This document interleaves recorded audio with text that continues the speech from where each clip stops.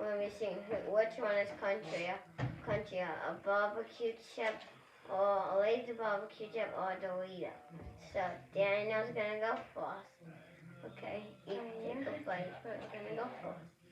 Okay. How crunchy is it on a 1 to 10 rating?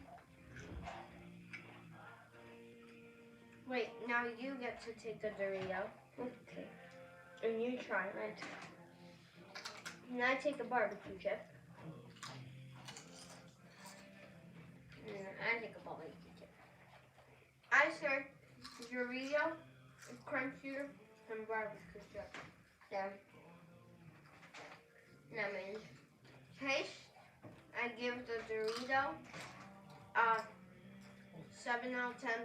Barbecue, I give a 5 out of 10. yeah. Barbecue will probably get like a 6 or 7 out of 10. And Dorito probably like 8 or 9. Okay. And then remember to click that subscribe button and comment down below what you think is the country snack in the history of the world. Comment down below. And make sure you hit that like button. Make sure you subscribe because I have 2 subscribers. Not more than 2. So see ya.